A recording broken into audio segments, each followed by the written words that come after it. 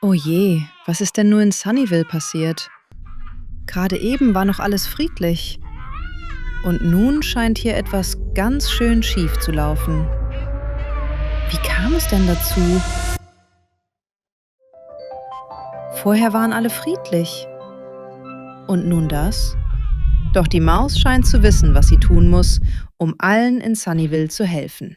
Stürzen wir uns ins Abenteuer und schauen uns an, was da passiert ist.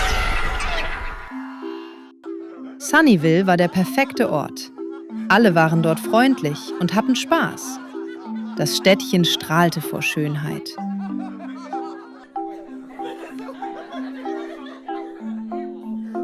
Doch dann warf Rino, ohne nachzudenken, ein Bonbonpapier weg. Was denn? Ist doch nur eins. Aber bei dem einen blieb es nicht.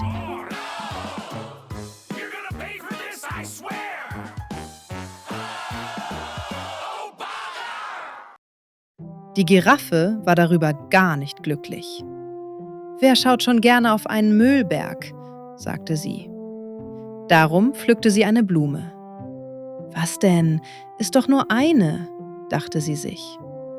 Doch natürlich blieb es nicht bei der einen.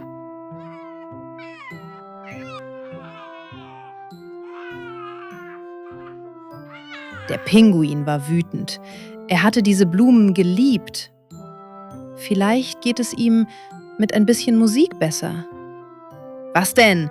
Ist das zu laut? Ist doch nur ein Lied.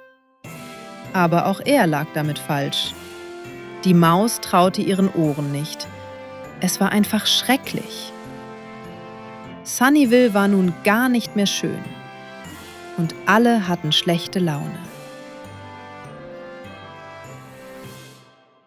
Dann hatte die Maus eine Idee. Sie fragte sich leise, was wäre, wenn? Und sie pflanzte eine Blume.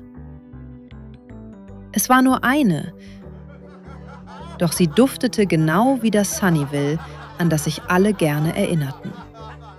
Nun wusste Rino ganz genau, was zu tun war. Blume für Blume, Papier für Papier, packten sie alle gemeinsam an. Und Sunnyville erstrahlte bald heller als je zuvor. Und alle liebten es wieder.